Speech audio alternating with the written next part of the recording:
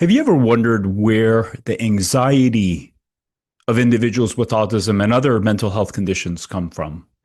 Where do the sensory distortions come from? Where does the OCD and rigidity come from? Where do the weird things like poor motor planning and poor balance come from? All of this could be due to inflammation. And this is a conversation that is rarely had in our functional medicine communities, in our occupational therapy communities, certainly in the conventional medical communities. And it is potentially a very significant contributor to part of what is creating the presentation of autism, yet we rarely talk about it. Why do individuals who have autism and frankly other mental health conditions experience fear and phobias? Like, why do they get so freaked out by benign environmental elements where, a spider that someone would look at and be like, oh, that thing is nothing, causes another person to freak out or another child to freak out? The OCD, the rigidity, the mental rigidity where any transition is impossible sometimes, if not difficult, right? Where do these things come from? The sensory seeking behaviors, the sensory processing disorders, the restrictive eating, where these kids will only eat two foods. Where does that come from? The sleep disturbances where these kids take an hour or two to fall asleep. You need to give them melatonin. I've had children on clonidine, 6-year-olds on clonidine because they would not fall asleep or they kept waking up in the middle of the night. Where do these things come from? And I would argue that a vast majority of these findings, again, not all of autism, a vast majority of these findings is due to inflammation. When the brain catches on fire, it causes these odd behavioral and psychological patterns. And this presentation is going to do a deep dive to discuss all of that with some of the most recent science that's out there that sheds light on how this can come about from inflammation.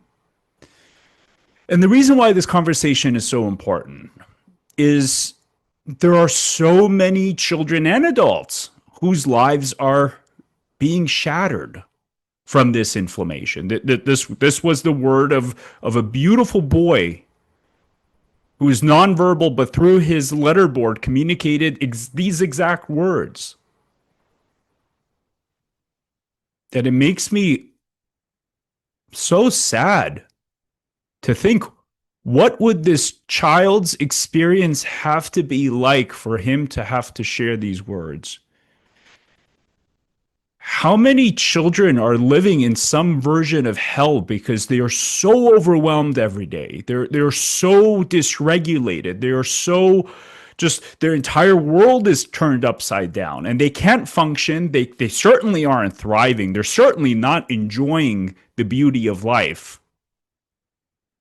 And one of our best options right now is to medicate them. And I have nothing against medications, but when all we do is just do a medication and period, end the story, are we really doing a service for that child? And then when you dig into some of the medications like the SSRI, the selective serotonin reuptake inhibitors, the SSRIs, it turns out that those SSRIs may actually be treating this very inflammation. And if that's the case, and you're welcome to do your own search, microglia, fluoxetine, microglia, whatever other medication you want, sertraline. There's so much suffering that is happening and we're missing the reason why. And as this 2024 publication beautifully states, although the exact pathophysiology of ASD is not well defined, which is absolutely true because ASD as a whole is very complex, there's growing evidence to support the role of neuroinflammation and immune dysregulation, which can also cause changes in the chemistry, in the circuits, in the neuroplasticity. And this is a conversation to explore all of this. These are 3 different studies. The first one a review, the other one a postmortem, and then the other one an imaging, that all say that this inflammatory condition, this inflammatory response related to microglial activation, we're going to talk about what the heck that is in a second, is found in individuals with autism. So this isn't some abstract idea. There's a growing amount of science demonstrating that this is very real and it's happening before our eyes, except we're missing it. When it comes to autism, there are mitochondrial errors. There are issues with brain chemistry and folate metabolism. Like there are multiple things that are going on. So we're just covering one part. But this one part may actually be impacting more children and individuals on the spectrum and off than we realize. This inflammation is treatable. And the large part of my practice is actually treating the very things that we're talking about. So all the science that's going to be presented is not abstract. These are things that I work with on a daily basis. I know it's treatable. I know it's reversible. I see it in my practice all the time. We can control and reverse the source of this inflammation. And we can prevent it if we ever got smart enough to identify this. So this isn't the conversation about doom and gloom. This isn't the conversation about, oh my God, there's nothing we can do. This is a conversation about hope. This is a conversation about bringing an understanding to why these children are struggling, these individuals are struggling, and something for us to be able to do about it. So, as this first article beautifully states, microglia are the most prominent immune cells in the nervous system and are the first to respond when something goes wrong. So they are essentially the guardian angels, the guardian sentinels of the brain. So it's like an army of Marines that are just walking around, surveilling the land, making sure everything is safe. That's literally the job of the microglia, but they do more. They also regulate brain development. They maintain the network. So imagine these soldiers aren't just guarding. They literally are pruning, they are maintaining, they are nurturing the very environment that they are a part of. Now, I want you to consider what would happen if this guardian soldier suddenly became highly aggressive, essentially became irrational. What would that do to the nervous system that its job, the soldier's job, was to protect? What would that do? I want you to look at this in a different way because these same microglia shape neuroplasticity and connectivity and ultimately influence synaptic function and wiring. So imagine these soldiers are also the caretakers of this garden. They tend to every flower, they tend to every plant, they prune some stuff that's overgrowing, they nurture other things that need more growing, right? They fertilize, they take care of. And what if these caretakers became highly irrational and dysregulated themselves? And instead of tending to the garden, they actually started kind of disrupting the garden. What would that do to the garden? And what if this garden is the nervous system? It is the brain with all of its circuits. And again, all of this is preventable. All of this is treatable. But what if this is happening in real time? In millions upon millions of children and individuals whose lives are being shattered, and we are not even paying attention to it so much as talking about it. Overactivation of the microglia by pathogen exposure, which could be anything, during development can result in disturbance of proper synaptic development, circuit formation, and social behaviors. What do we see in these children? Their circuits are disrupted. Why do they behave and act the way they do? Why do they lose function? Why do they regress? Where does that come from? Microglia, when activated, can disrupt neural circuitry, another study, to induce impairment in the processing and integration of multiple sensory and emotional inputs. What do we see in these kids? They struggle to be in the world. Why do they struggle to be in the world? Why do they get so overwhelmed? Why do they get so dysregulated? Where does this come from? Impairment in the processing and integration of multiple sensory and emotional inputs. What is autism? The struggle that causes these poor individuals to struggle to be in the world. It is impairment in the processing and integration of sensory information, right? And you can't occupational therapy this away because this is a pathophysiological inflammatory response in the brain. You can't occupational therapy, physical therapy, behavioral therapy this out of a child. And that's why some children go through years of ABA or OT, and I'm all for those things. But I think we also need to realize that when a child's brain is on fire, we probably should put that fire out before we put them through years of therapy. Because I've had children where once this fire was put out, the amount of gains that they made in ABA and OT and PT in 1 or 2 months surpassed 1 or 2 years. Because that child was finally able to function. That child was finally able to be in the world. That child was finally able to meet their capacity. Hyperphagocytosis, basically munching up of myelin by the microglia, can also cause severe demyelination. So imagine you've got internet wires running through your house. And then all of a sudden, this thing comes and starts chewing up the plastic coating of these wires, and these circuits are now just, and then your internet goes out, and you wonder why. And what is known in autism is that these individuals actually have some degree of demyelination. So we pour these fats, we do these treatments to support the myelination, except we don't ask why are they having this problem. And when you dig into this more and more, you see that one pathophysiological thing could very well explain a huge constellation of the findings that we see in these individuals with autism. Microglia can induce postsynaptic calcium elevations. What does that do? It causes these neurons to spaz out.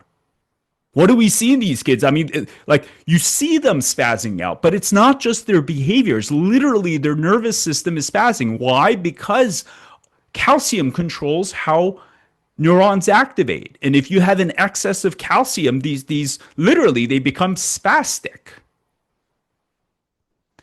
Cause of death in live neurons, because these neurons are constantly hyperexcited.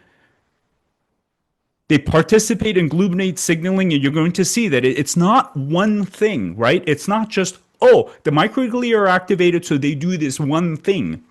They literally cause this ripple effect of multiple pathophysiological events to come about, which then causes this presentation that we see. What do we do for kids? We give them tons of GABA. We give them magnesium. Why do we give them magnesium? To activate GABA. Why do we need to pour gallons of magnesium in a child to help them sleep? Because their glutamate is off. Why does glutamate go off? Because of this neuroinflammatory response. Microglia can also alter quinolinic acid. And if you want to go look it up for yourself, quinolinic acid is this nasty neuroexcitatory compound that basically causes all kinds of odd things within the nervous system, ultimately resulting in a high degree of irritability, which is what we see in these poor children. They're irritable, they're overwhelmed, they're dysregulated. All of that is inflammation, period, hard stop. And if we can control that inflammation, it's amazing how much better these children and individuals can do in the world. When the microglia are activated, as you see in this diagram, as discussed in this article, they activate the mast cells, which also activates the astrocytes. So it's not one cell line. Literally, these 3 cell lines are co-activating each other, which then means once you get astrocyte activation, they also disrupt glutamate. They also disrupt GABA. They also start messing up with the circuits. So now you've got a whole other cascade of events taking place at the same time from the same root cause. I'm sure you've all heard of oxytocin. It is our connection chemical, right? It is the love chemical. It is the bonding chemical, right? When babies nurse, they release oxytocin, so that profound bond that they develop with their mother is from oxytocin. And when there's a dysregulation of this, it can alter behavior later in life. And that has been associated with depression, anxiety, and ASD. Imagine when you are standing in front of someone else, another human being. Normal, typical individuals who are mentally healthy, when they connect with someone else, there's a sense of joy, there's a sense of love, there's a sense of connection. Whether it's with a friend, with a loved one, with their child. Imagine if that ping of connection, that ping of love, chemically, emotionally did not register. As a human being, as human beings, we all want to connect. It's an innate need and want that we have. But when there's inflammation, even though that need and desire is there, that connection, that bonding, that chemical bonding literally doesn't register, which is known to be a part of autism. Now, when we ask, well, why does that happen? Why does oxytocin not function properly in individuals with autism, right? Because it's fine and dandy to try to replace it, and I think it has a lot of therapeutic benefits to do it. But where does this dysfunction come from? Microglia regulate the oxytocin system, and I've seen it in multiple kids where disconnected, overwhelmed, inflammation comes down, and all of a sudden the child is connecting with their mom for the first time. They're connecting with their sibling for the first time. They go to the parent and say, I love you for the first time. These studies are not abstract. This information is not just random stuff that is floating out there that I put together. This is stuff that I see in my practice in kids all the time. Yet we are not talking about it. It is completely overlooked in, frankly, most of our medical communities.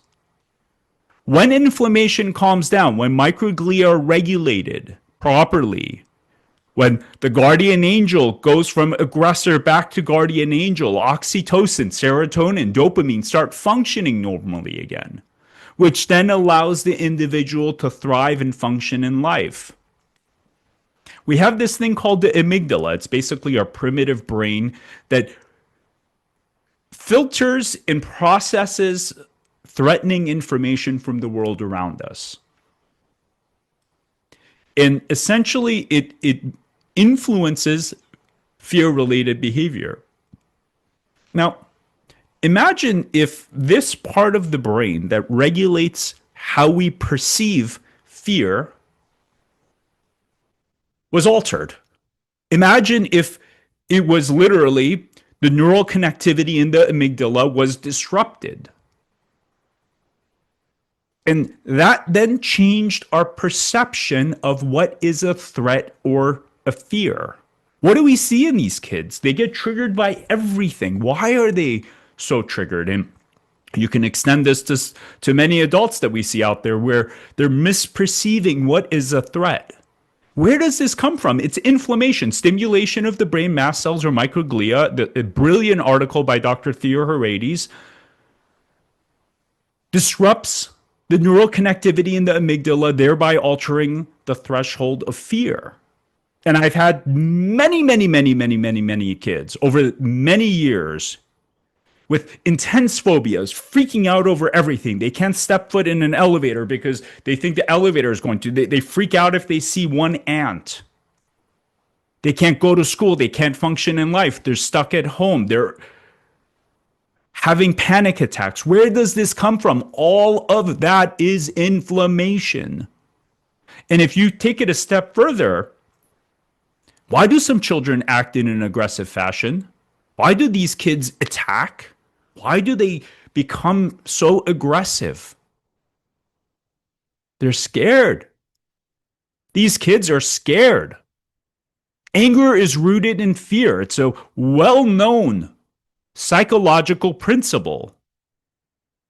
These kids are scared. So depending on their constitution and chemistry, some kids become highly anxious and freak out. Other kids become aggressive. And some of the most violent, aggressive kids that literally couldn't go to school because even with a one-on-one aid, they literally couldn't function and they were put on antipsychotics. The antipsychotics failed. 2 or 3 months later, after controlling this inflammation, that child is now going to school and the aide is just sitting there twiddling their thumb. They're sitting in class smiling because they're so happy to be there.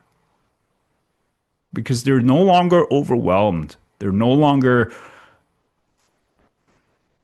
shattered. All of this is treatable. All of this is controllable. All of this is reversible if we can actually start paying attention to the fact that it's happening. There's another layer to this conversation which has to do with histamine. So it's not just the microglia that get activated. It's not just the astrocytes. When there's disruption in the gut and when the mast cells in the microglia in the brain are activated, they dump a whole lot of additional histamine in the nervous system. Why is that important?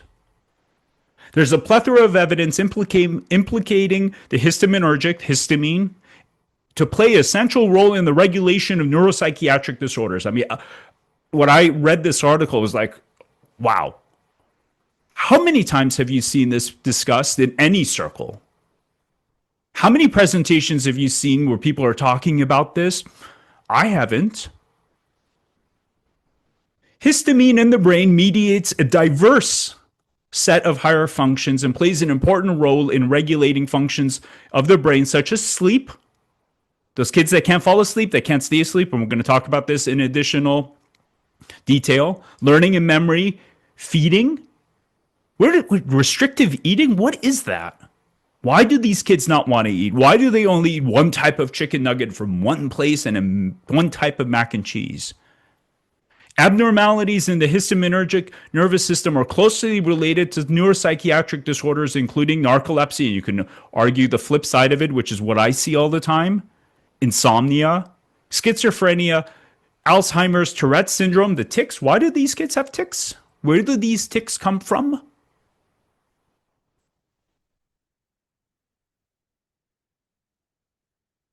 Histamine modulates the vestibular system. What is the vestibular system? The vestibular system is our balance control system. It literally controls how our brain perceives our place in space and our sense of balance. Why do we do occupational therapy for all these kids who are on the spectrum? Because we are trying to treat their vestibular system. We're trying to rebalance their vestibular system. And yes, if a child doesn't crawl, if they don't execute certain motor tasks, they poorly integrate into their body and they don't integrate some primitive reflexes. So I'm not questioning that. I trust, I believe in this enough to the point where I did it for myself at the age of 46, 47. I did primitive reflex integration. I've done it for my daughter.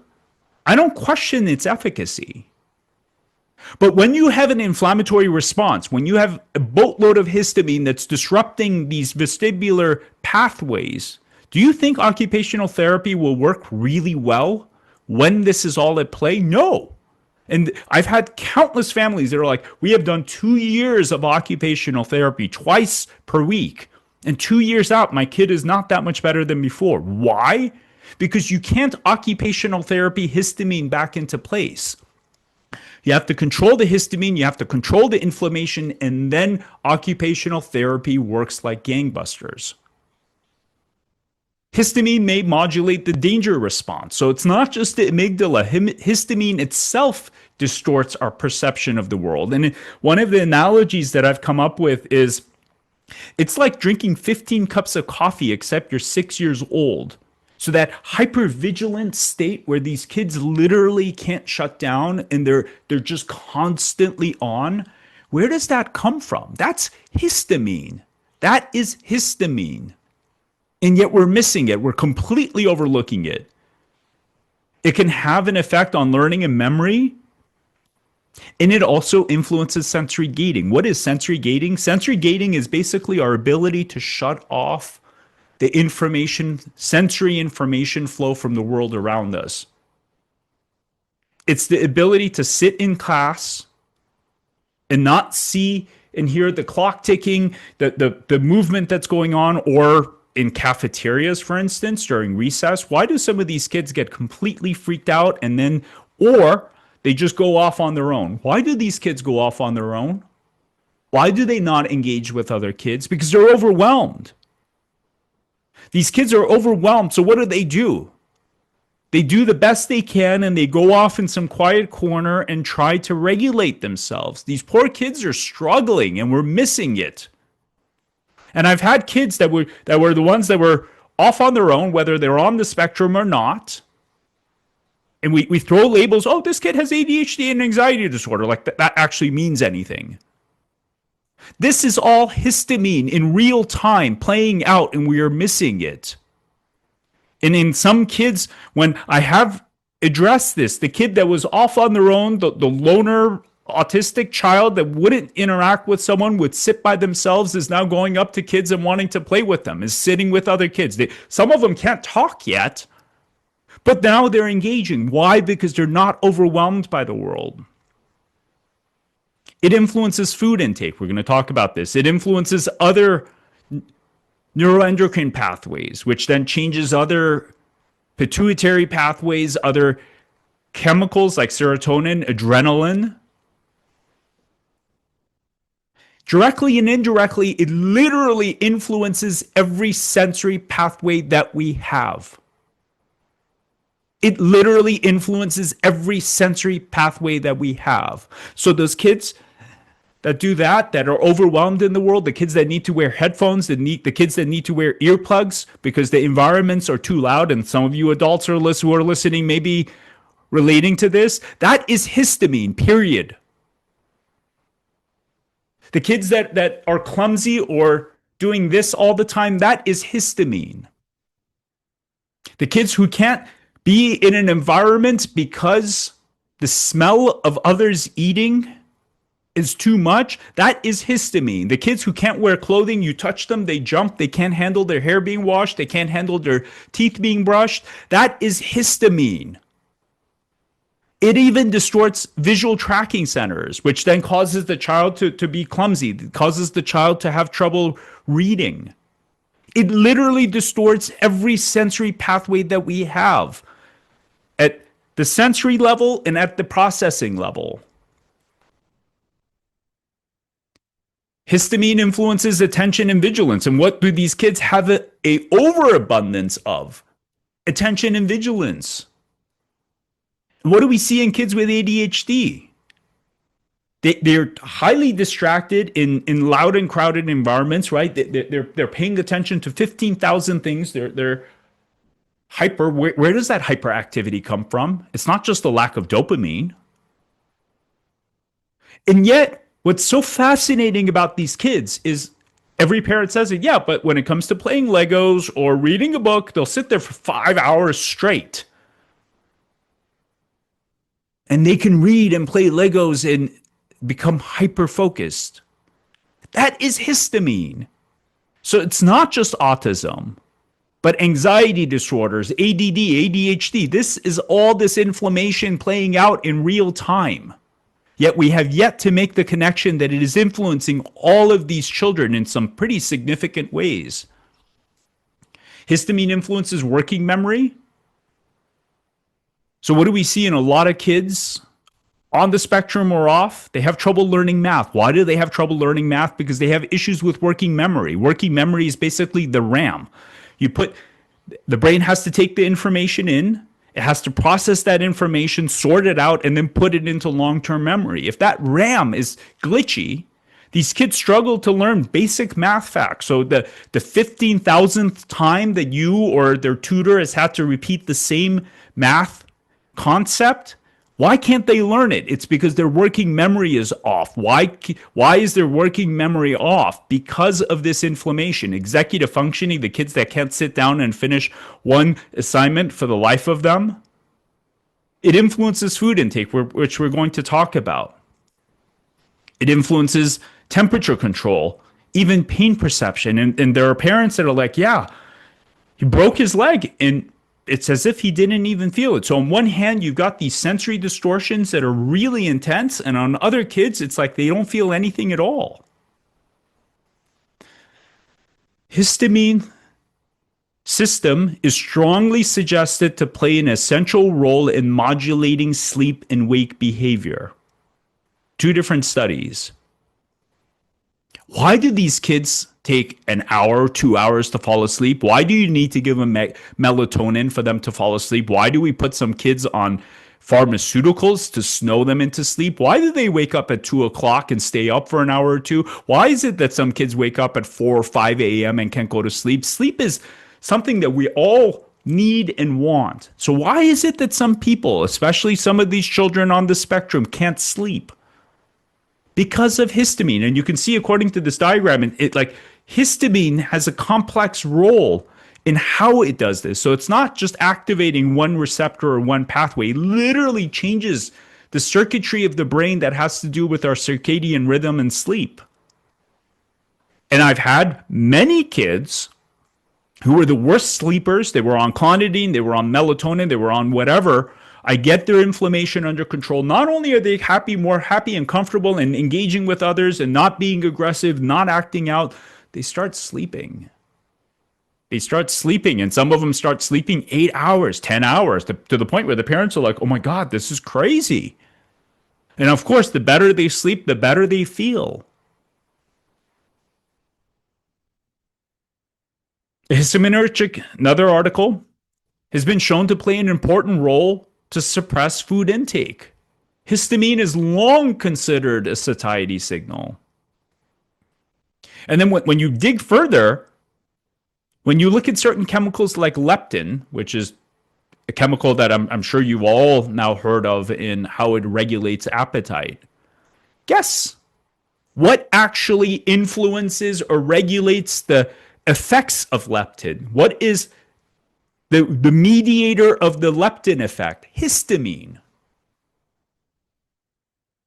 That is how powerful histamine is in regulating appetite. And for all of you parents who have looked at your children and you're like, why in God's good earth does this kid only eat 2 foods? Why is it that I have to chase after them to get them to eat 2 things? Why?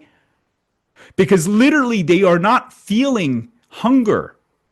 Their brain is so wired, their nervous system is on such fire that literally they cannot sense hunger. And then you add to that, there's sensory distortions where I've had normotypic kids that have this also say, yeah, food just feels disgusting in my mouth. The steak, oh my God, that's disgusting. Vegetables, that's disgusting. So why do they eat pizza and mac and cheese and chicken nuggets and chips? Because those are the only foods that don't feel or taste disgusting to them. When you add appetite suppression with sensory distortions, that becomes a very powerful reason why these kids have these odd restrictive patterns. The flip side of it is you take care of this. You bring histamine and inflammation back into control. I've had kids that were the worst picky eaters on the whole planet, literally drinking one kind of shake and eating some chips and some bread, period, end of story. 3 months later, the kid is now eating some meatballs and they're eating peanut butter. Not the greatest thing, but they're eating more. I've had kids that wouldn't touch like fish and broccoli and veggies. 3 months later, they're out at a restaurant. Dad, can I have some of your fish?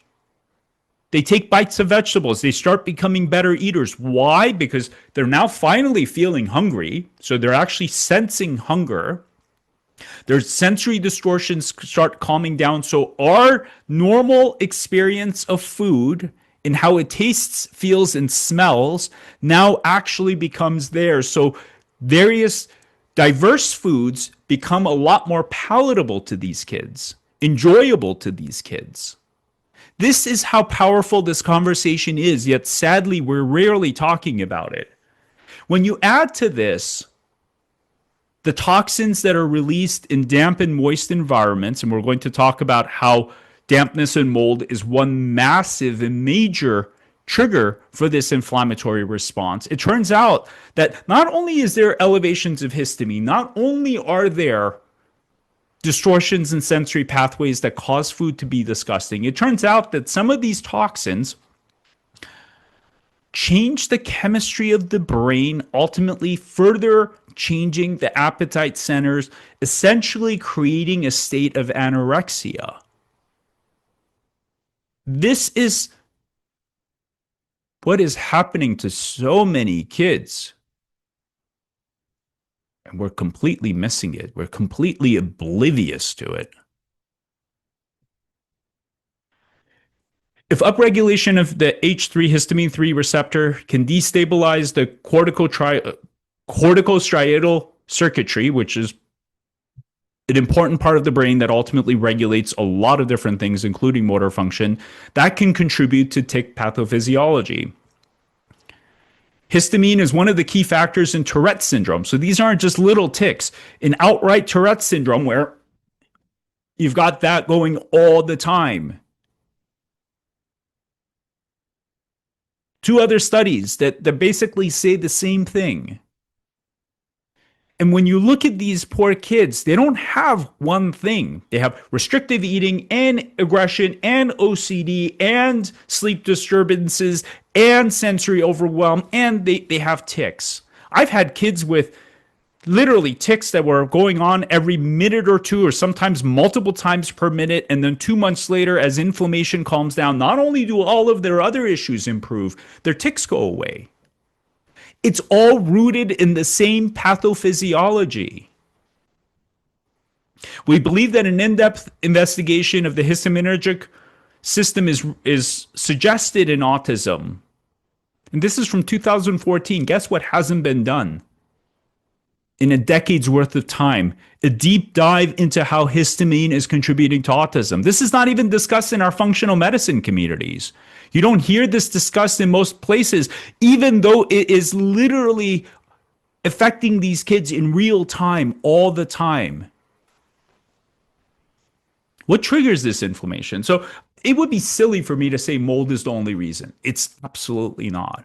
Lyme, Bartonella, Babesia, heavy metals, various chemicals. COVID is highly capable of triggering this inflammation. Various other viruses, including influenza, HHV6, mycoplasma, strep, pesticides, parasites, even air pollution.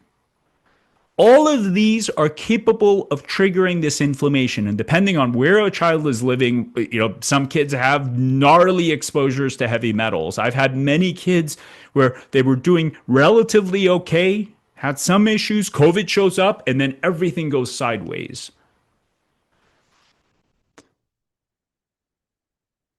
But I want to reframe this conversation in a little bit of a different way, because this is what I see in my practice all the time.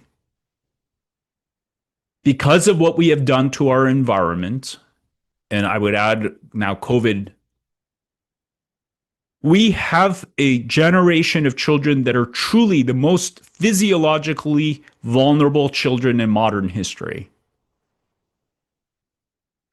These kids' immune system, gastrointestinal tracts, mitochondria, brain chemistry is more vulnerable than any generation in modern history. So anything that shows up that has any significant capacity to disrupt their system is capable of now throwing them into a tailspin, which is why we're seeing this epidemic of kids that are struggling, whether they're on the spectrum or off the spectrum or have ADHD and learning disabilities and anxiety disorders, except they're 8, they're 6.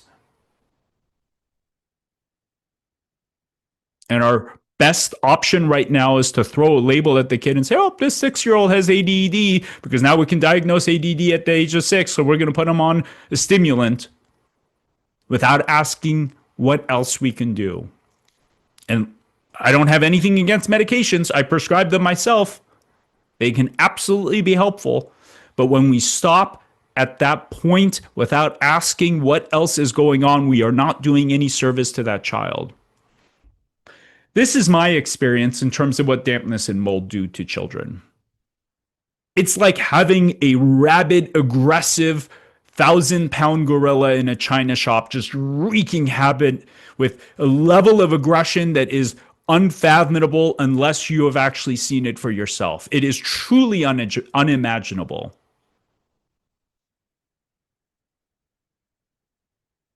One in 3 people, it's not just children, are exposed in the United States. And if you look at this is from the US EPA cited in this article. Depending on the region and where you are, sometimes it could be as low as 20%. Sometimes it could be as high as over 50%. 1 in 3 on people on average are being exposed to significant levels of these toxins, yet we are completely missing it. And we're going to talk about why that is. If there's any kind of significant flooding, that goes up to 1 in 2. With 1 in 5 homes with horrible amounts of mold, not just tiny bits, like horrible amounts of mold. This was a study out of Louisiana, specifically New Orleans, where they flooded. And we know that those poor folks did not have the means to properly remediate. And if there were 2 factors, so basically baby was in the womb and hurricane touchdown, this is what happened. That is a 3-fold rise in the prevalence of autism.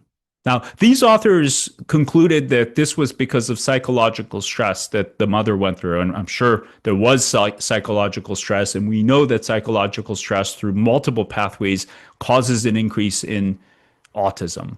But guess what was lurking in those homes? Because when there's water damage, it literally takes 48, 72 hours for mold to start growing. Within 2 or 3 weeks, you can have horrendous contamination. Guess what these moms and their babies were being exposed to in probably pretty horrible amounts? Mold. I would argue that this rise was not from psychological stress, but from horrendous amounts of mold.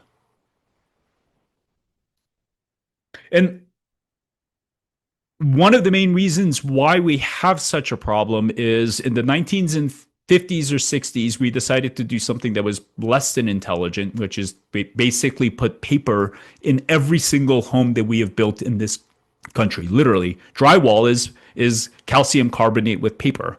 That paper has mold spores embedded into its matrix.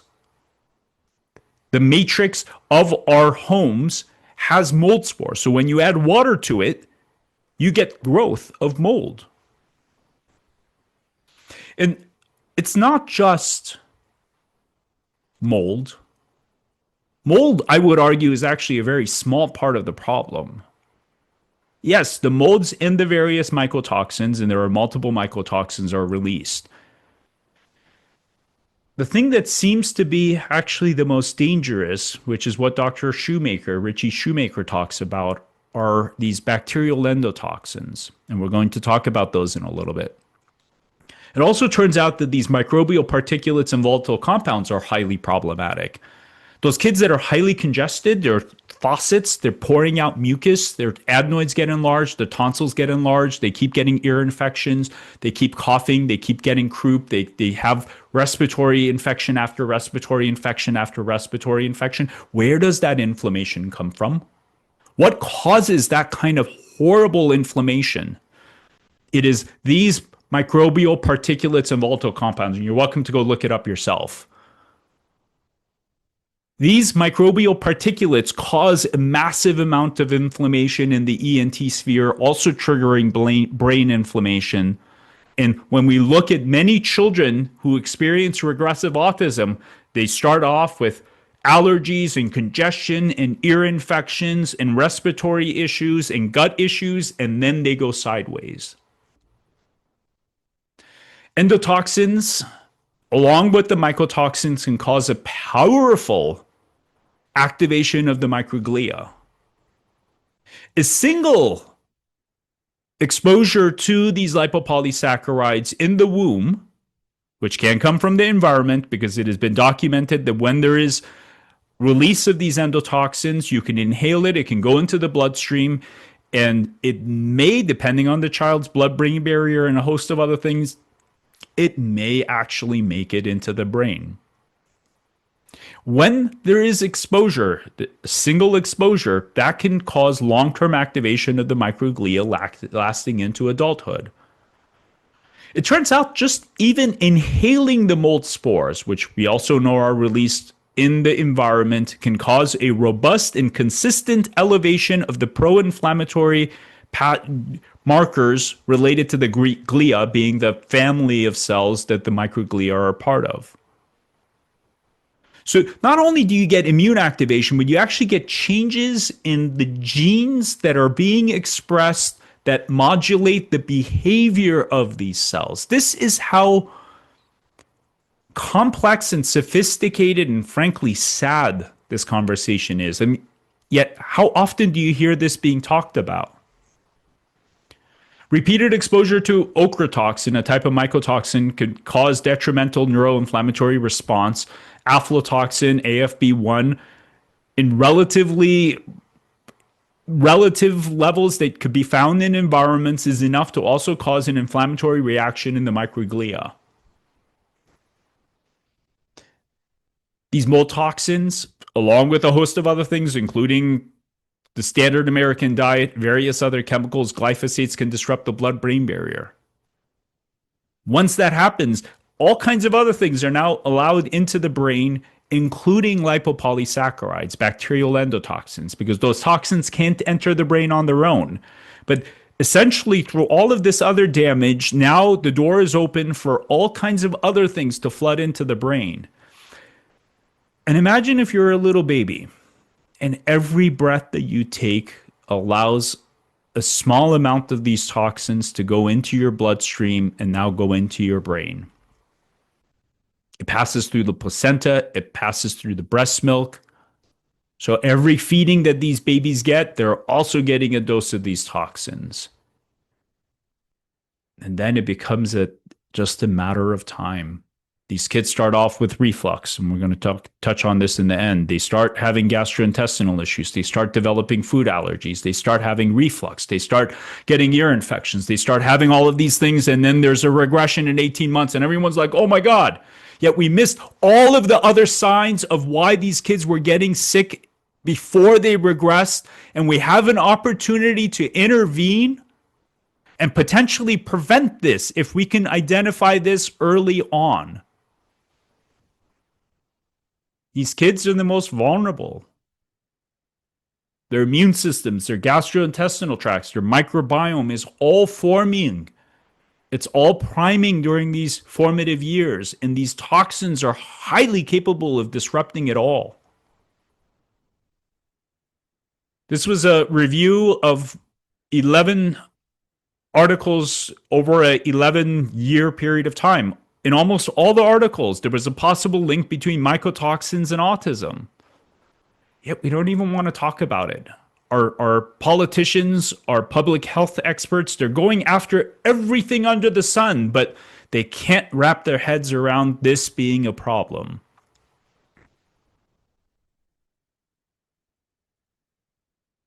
When there's exposure, you get all kinds of odd things. Limited attention, limited executive functioning, memory, working memory, verbal reasoning, all of these things, which is what we see regularly, not just with kids on the spectrum, kids with learning disabilities, kids with ADHD. You get mental confusion, you get changes in mental status. You get a drop in IQ, a 10-point drop in IQ if a child was exposed for 2 years or more. How many kids are being robbed of their ability to thrive, of their ability to learn, of their ability to be successful because we're not talking about this? The incredible part is, especially if you catch it early, it's reversible. I've had kids that were failing out of school, the worst student, couldn't focus, couldn't learn, couldn't process, couldn't do anything, even with medications. We get rid of the exposure, we treat the toxicity, and then a new human being shows up and is now the top student in their entire school. This is how powerful these conversations are. This is how important this conversation is.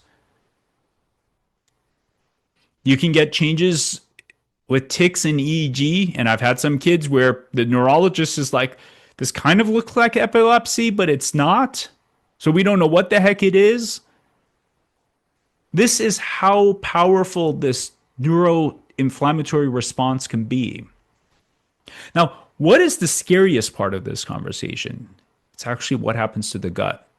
When you have a healthy microbiome and gut, basically that is responsible for detoxifying not just mycotoxins, mold toxins, but essentially all toxins, right? When the gut is healthy, we poop out all of the stuff, including the heavy metals, the glyphosates, everything gets pooped out. And that also maintains a tight, healthy blood-brain barrier, which prevents more toxins from going in. Where did penicillin come from? Where do most of our modern antibiotics come from? Mold. Penicillin is a derivative of a mold toxin. In fact, most of our modern antibiotics are a derivative of mold toxin. So it shouldn't be of any surprise where this study says mycotoxins decrease the diversity of the gut microbiota, sometimes permanently.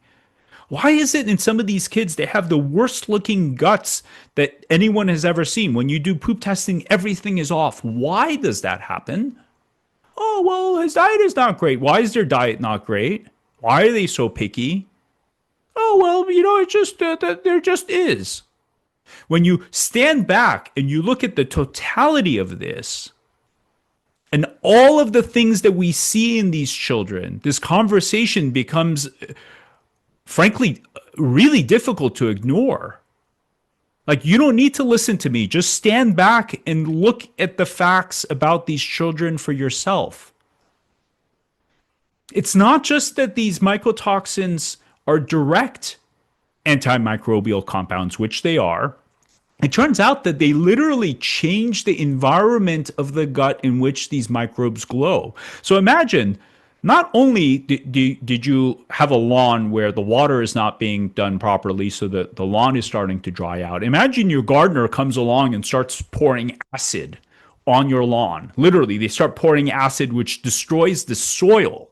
Not just kills the grass, but it starts destroying the soil. And then you look, you're like, God, why in God's good earth is my lawn looking so bad? Why is it that only some weeds are able to grow and all the normal grass is dying off? This is what mycotoxins do to the gut, but it's actually worse than that. Because when you get distortions, that allows all of the quote unquote commensals, which are basically all the other actors that hang out in the gut, to have a free reign. So a healthy gut microbiome also keeps candida in check. And when candida goes out of balance, that triggers additional amounts of inflammation. It triggers all kinds of other things to take place. And what do we see in some of these kids? They have abnormalities in candida. You start seeing it on their organic acids. You start seeing it on their poop test. And everyone's trying to treat the candida while they're missing the reason why the candida went out of sorts in the first place. The thing that's most concerning is what these toxins do to the gut. Not just to the microbiome, but to the gut itself. So there are these things called tight junction proteins, and they're basically the glue that keeps the gut cells glued together. Now imagine if someone came and essentially poured acetone on that glue and caused all of that glue to come apart, causing all of these cells to literally become unglued. Imagine if they start pouring acetone on this glue, which then cause these cells to literally start coming apart. And you can see DAWN, which is a type of mycotoxin, disintegrates this is a cell basically layer, CoCal2 cell monolayer within a few hours with tiny amounts of exposure. What do we see in these kids? They have multiple food sensitivities, usually multiple food allergies. They can't tolerate foods. They have weird, funky guts where either they're constipated or they've got really nasty, foul-smelling, loose bowel movements. They've got some eczema sometimes. They start complaining of abdominal pain, and everything is weird within their gut. Why is their gut so weird? Oh, well, it could just be from the food they're eating. Why are they so picky? Why do these kids have a 200 higher percent risk of developing inflammatory bowel disease? This is how important this conversation is. All of this is preventable. All of this is treatable. I've had kids with the worst gastrointestinal tract function you can possibly imagine.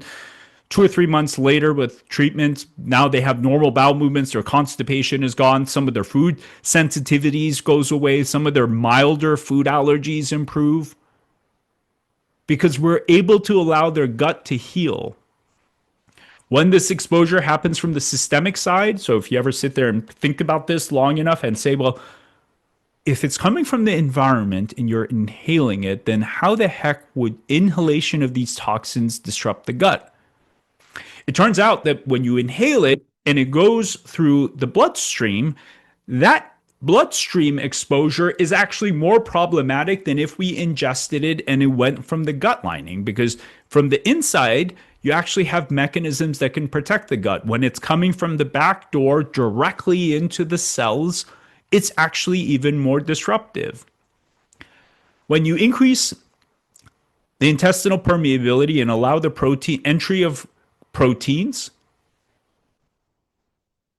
that can actually cause a host of food sensitivities. Why? Because when now all of these food proteins are able to leak through, interact with the immune system, that's where food sensitivities and allergies come from. Considering the apparent lactational transfer, meaning it can be passed through breast milk, this deserves attention. Minor changes to the baby's barrier function can lead to exposure to luminal antigens, aka these food proteins, in early life and may result in accelerated immunological response and clinical manifestations such as allergies later in life. What do we see in these kids? Literally, we're seeing this in these kids. Yet this is not discussed in most circles. You don't see this discussed at many conferences. And everyone is hyper focused on let's give these kids more probiotics. Let's find the newer and more expensive probiotic to do this. Let's do more fancy poop testing. Let's do more genetic testing. Yet one of the main toxins that 1 in 3 kids are being exposed to that is capable of doing this, and I see this in my practice all the time. This is not abstract. Is being missed. And it's robbing these kids of their health. It's robbing these kids of their well-being. And we can do so much to prevent it and treat it. It disrupts the immune system. You get weird immunological abnormalities in these kids. And for some kids with genetic susceptibilities, their gastrointestinal tracts become literally sitting ducks. Because the very immune system that they needed, while you get over immune expression and activation in the nervous system and other parts of the body, it's like the immune system that needs to be there within the gut to protect the gut literally falls asleep. Literally falls asleep. It's like having a border, except your border patrol all have narcolepsy and literally everyone is at the job and anyone can walk through that border and it's no thing because there's no one there to protect you. And some of these kids develop such horrendous gastrointestinal disruption, all because of this exposure. When this happens, by weakening the gut immune response, not only do you get passage of food, you get passage of various pathogens. And it turns out when that happens, that becomes one of the things that starts leading to inflammatory bowel disease, which children on the spectrum have a 200 to 300% higher risk of having. In about 30 to 40% of the kids that I see, when I check them for this thing called anti-Saccharomyces cerevisiae antibodies, ASCA antibodies, which is a marker for Crohn's, 30 to 40% of these kids are positive for those antibodies. Now, not all of these kids have Crohn's, because fortunately their guts have not fallen apart to that level of severity. But a lot of them are starting to show signs of that barrier dysfunction, of this microbial translocation. We're not even talking about it. We're not even looking at this. Ultimately, multiple layers of the gut could be disrupted.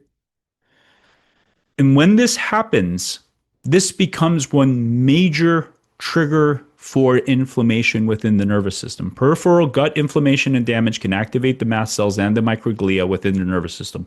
4 different studies. And it happens through multiple different pathways, including actually the vagus nerve.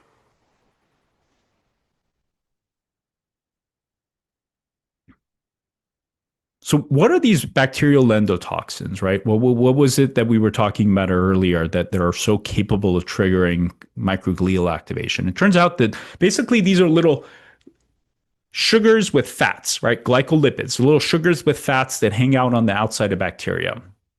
And it turns out that our immune system, for various obvious reasons, is highly, highly, highly attuned to finding this, right? Because normally bacteria should not be in our body, right? They sure as hell should not be in our brain, right? So our immune system over evolution has been primed through these things called toll-like receptors to be highly aware of the presence of these endotoxins, right?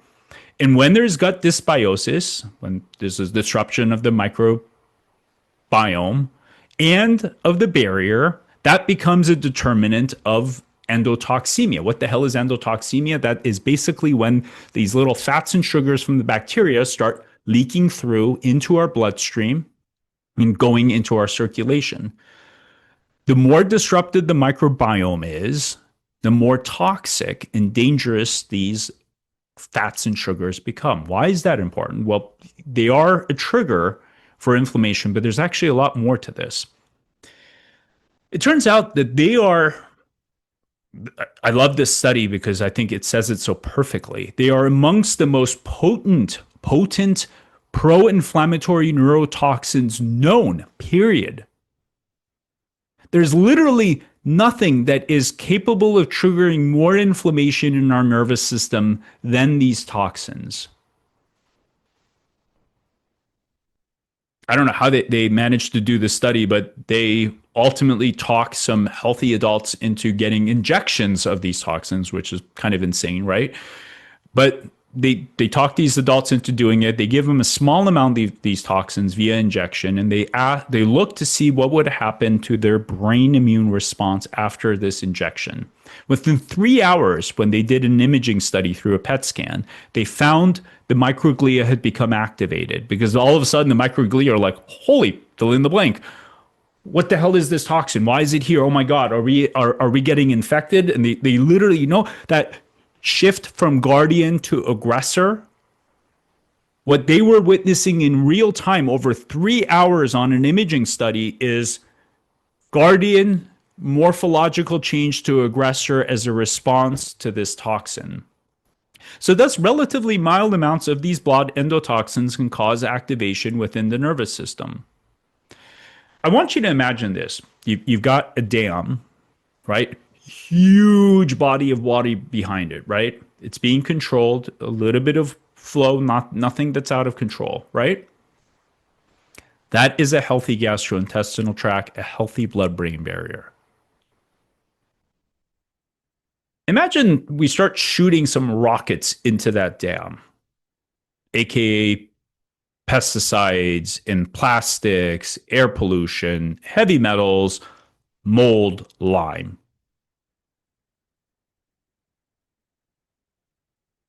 And imagine if this became so badly disrupted. So I actually need to go back. So this would really be the gut barrier. And imagine if whatever toxins were disrupting the gut barrier, right? Not the blood-brain barrier, which ultimately happens as a result. But especially mold starts disrupting this. And then you get this, and then ultimately this turns into a even bigger flow. If you pay really, really, really close attention to many children who have a regressive event, those kids had the sensory issues. They had the digestive problems. They had the ear infections. They had some sleep issues. They had started becoming picky eaters, but they were still making eye contact. They were still babbling. They were still communicating. And then everything suddenly goes south. I believe that moment of regression where these poor parents lose their child, and as a parent, I can't imagine what kind of a nightmare it would be to live through that. But that moment when these children suddenly regress, and we see it also with pans and pandas, where the kids had issues, and then all of a sudden their nervous system completely catches on fire. So it's kind of a same pathophysiology, a different presentation. I believe that for many of these children, what we're seeing is that moment that the dam gives way and all of these endotoxins go into circulation. And when this happens, you have to consider that it's not just one thing happens, right? The blood-brain barrier becomes more disrupted. The mast cells and microglia become activated. The systemic inflammatory response happens. Like you get multiple things that happen at the same time. Now, when this inflammation or this leakage happens in a massive way, right? The gut completely falls apart, a flood, like literally the entire dam breaks. That's called septic shock. And as a resident in the ICU at Loma Linda, I had the ability to witness it, and it's the most god awful thing in the whole wide world. Literally, these children just shut off within hours, and their kidney shut off, the liver shuts off, the nervous system shuts off, and they pass. It's the scariest, most awful thing in the whole wide world. But what if there's a smaller amount of toxins? So here's septic shock, sepsis, 500 picograms per milliliter. Here's AIDS. Here's Alzheimer's, and you can probably plug in Parkinson's and other neurodegenerative diseases here. And microglial activation can happen at 10 picograms per milliliter. So it doesn't take a whole lot. There's one study right now that's out there, literally one study, at least that I've been able to find, where they took severe adults with severe autism who were living on a farm. So farms have endotoxins, which is why if you look at the controls, you see that these controls actually had pretty high levels of these bacterial endotoxins, but they were doing okay because their blood-brain barrier was healthy and it was keeping them out. In these severe autistics, if you actually just took this part, forget about all of this because this is from the environment, but you took this part and you have to convert it because these units are actually activity units. These are actual measurements of the endotoxin. So if you go and do your own research, it's somewhere around 1 EU per milliliter to 100 picograms per milliliter.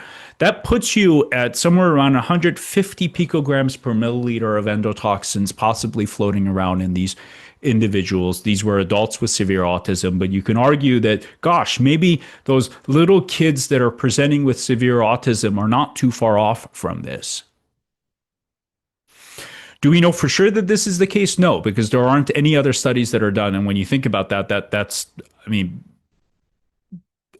confusing to say the least. Like, how is it that we haven't done more studies to look at this when the pathophysiology is so abundantly clear that these endotoxins have profound ability to cause the very things that we're seeing before our eyes? And what gives further evidence, at least for me, that this is real is I have had hundreds upon hundreds of kids that once I got their gastrointestinal tracts in healthy states, where their gastrointestinal tract was healthy once again, the barrier was no longer compromised, their microbiome was healthier, we see these kids improve. We see these kids improve in major ways. Why do gluten and dairy-free diets help? Because it helps reduce the inflammatory response in the gut. Yes, they also act on morphine-like receptors in the brain, but there are so many studies, fecal transplants. Why can they be helpful? Because you're repairing the gut. So if you look, there are many, many studies. There are some docs out there that are using biologics to heal the gut. Why are they using biologics and steroids to heal the gut? Because they're trying to prevent this very thing. So there's a plethora of information that says when the gut is healthy, autism reduces and improves. So what about the gut causes this? Here we are. When you get the circulation, individuals feel tired and sleepy, have reduced appetite, not really interested in engaging in social interactions, have altered cognition, including cognition of negative experiences. Like when you read this, you're like, doesn't this look like autism? Isn't this what we call autism? Processing of social and emotional information, acting in a irrational way. Isn't this what we call autism? And even things like, why is it that when moms get sick, that increases their baby's risk of developing autism later on, where it turns out perinatal infections are associated with autism, potentially due to dysfunctional microglia disrupting the synapses, right? The gardeners kind of becoming disheveled, which could, in principle, be driven by endotoxins. Like the information is out there. And when you also look at this presentation, and one of the key things is not all kids are born into damp environments. So there are some kids that are doing absolutely fine for the first 3 or 4 years of their life, no issues at all. And then they move. And then within 1 month, 4 months, 6 months, weird things start happening. But for babies that are born into damp environments, there's a very unique pattern. Once you see it, it's really difficult to unsee it.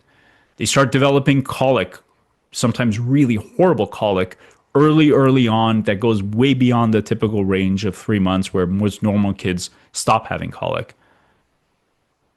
With that, they also start developing weird sleep patterns where parents are like, yeah, my baby was never a good sleeper. We always had to rock and bounce them. Even when they were 6 months old, 9 months old, like I still had to bounce them and rock them and drive them to get them to sleep.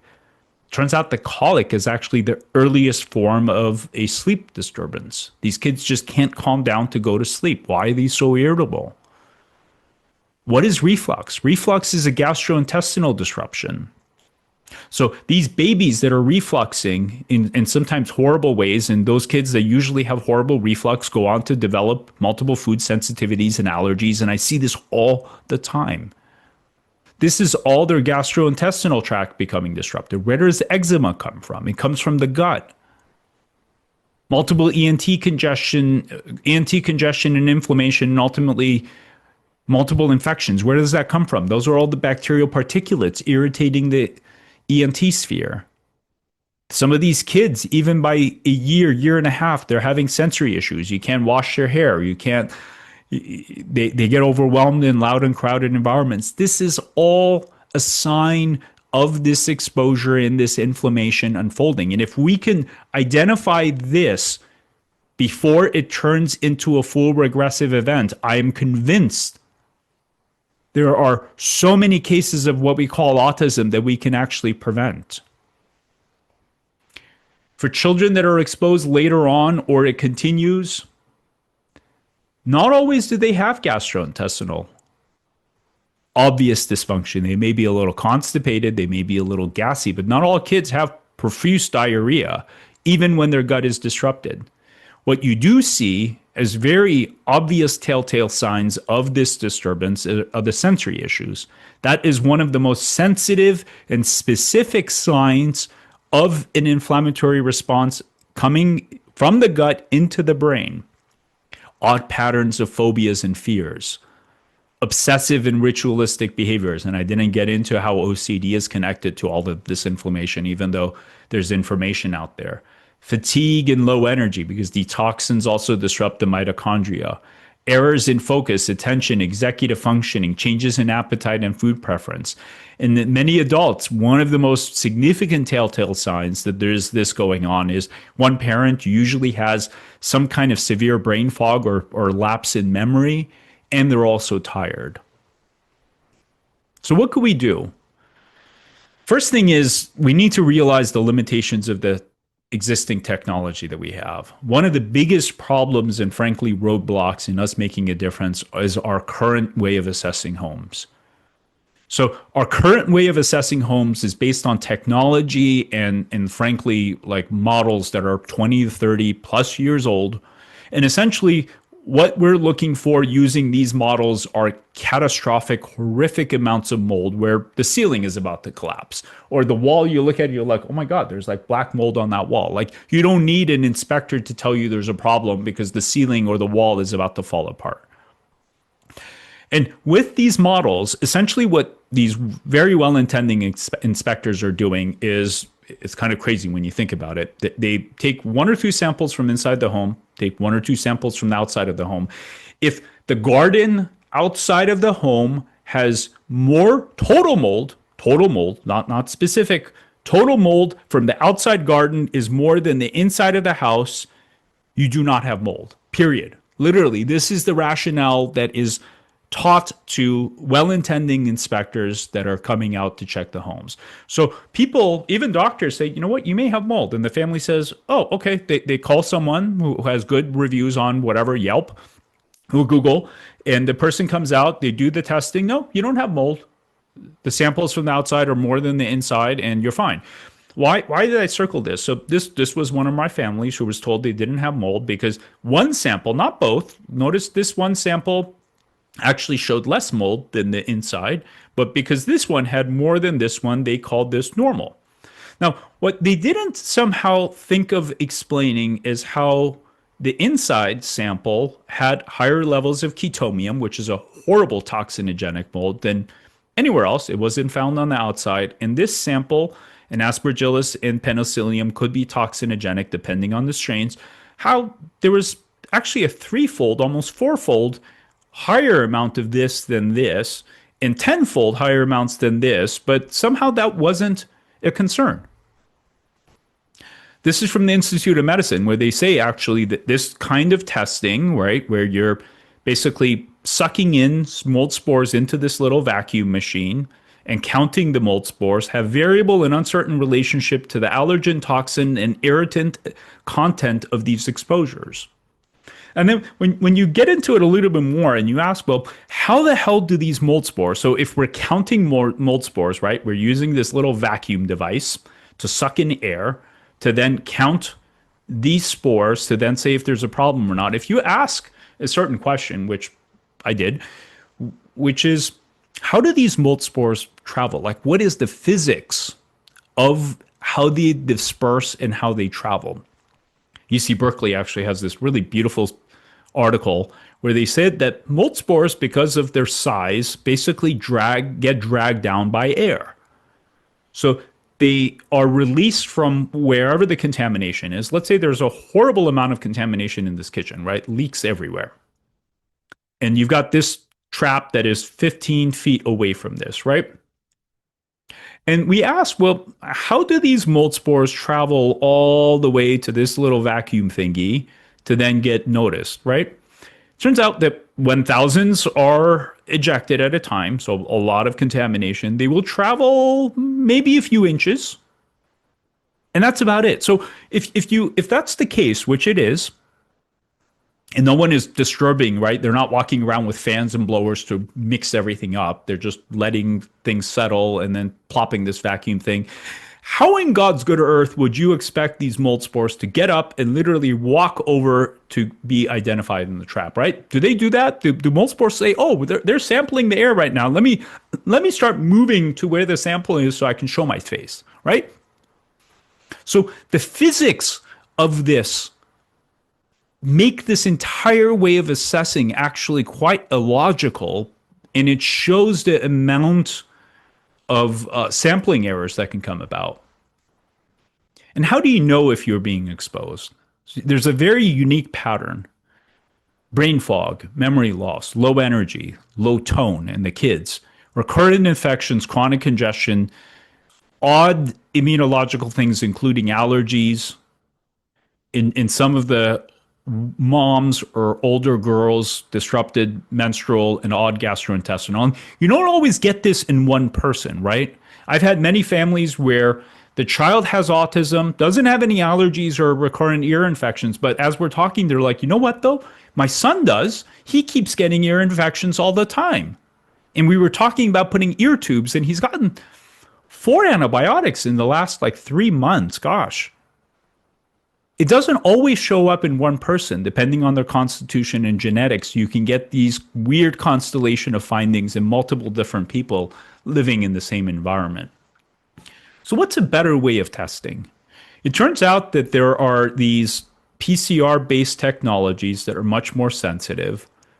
Multiple companies, no financial affiliation with any of them, that could allow you to screen the home more effectively.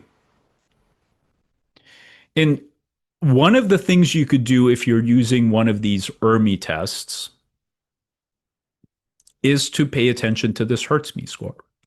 And if your Hertz me score is higher than 15, it could be suggestive. It's not conclusive.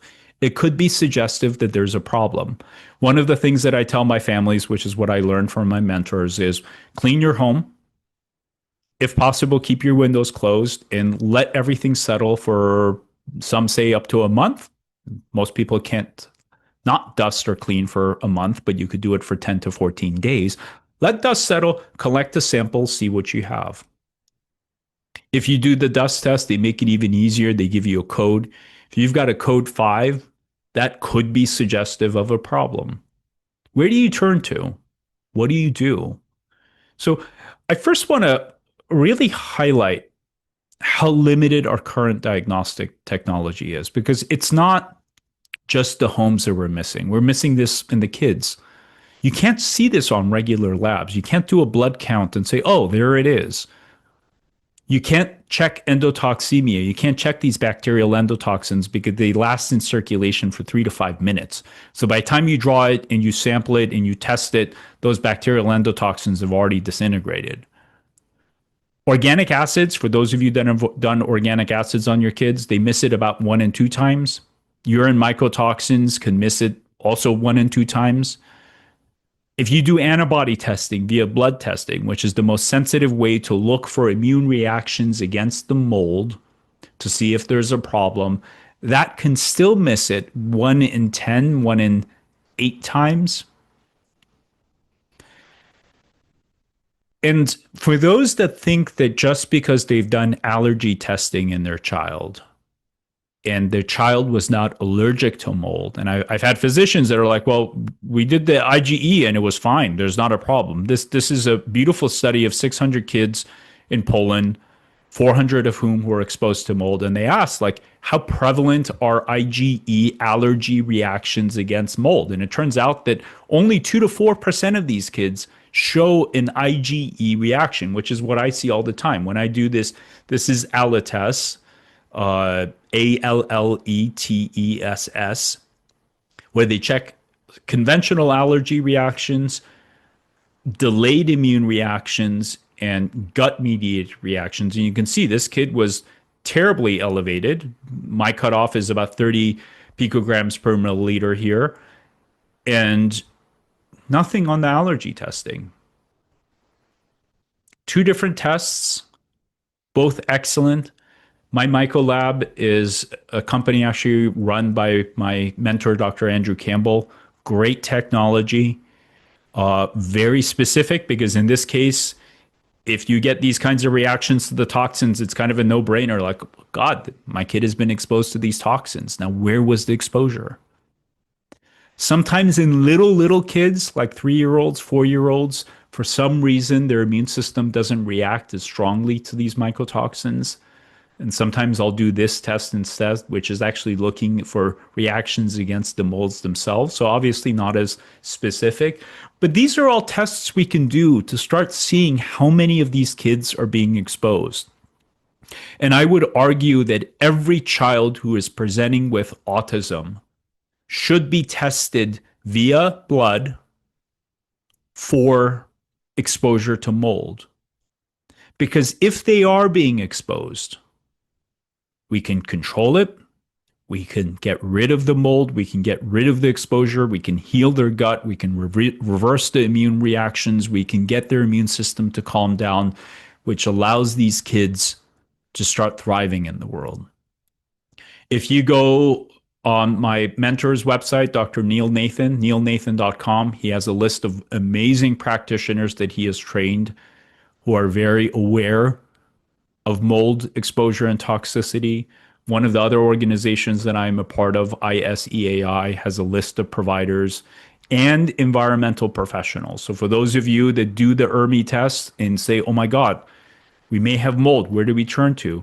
You can go to this website and look up environmental professionals that are in every state, some of whom work remotely, that can guide you. There's so much we can do. There's so much we can do. I only wonder how many kids who are struggling in the future we can prevent from getting to this place where they become shattered. I can only imagine how many kids right now who are struggling that we can help live happier, healthier, better lives. And if in my practice I didn't see the transformations that I have, where the aggressive, highly anxious, destructive, just totally dysregulated child with autism is now the happy, calm child that's making eye contact, smiling, playing. The kids who couldn't sleep, who couldn't eat, were having panic attacks are now the calm kids that are thriving. If I didn't see these kinds of transformations, I wouldn't be having this conversation. I wouldn't be taking the time to record this presentation. Profound, profound, profound healing is possible when we can get rid of the exposure, start healing the gut, reverse the inflammation, and get the nervous system back into a healthy place.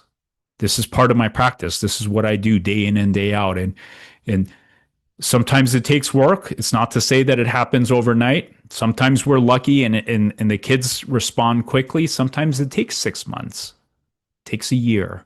But my goodness, if a year of work, and sometimes it's not cheap because you have to remediate the home, you've got to get rid of the exposure. But how much money do we spend taking care of the after effects of autism?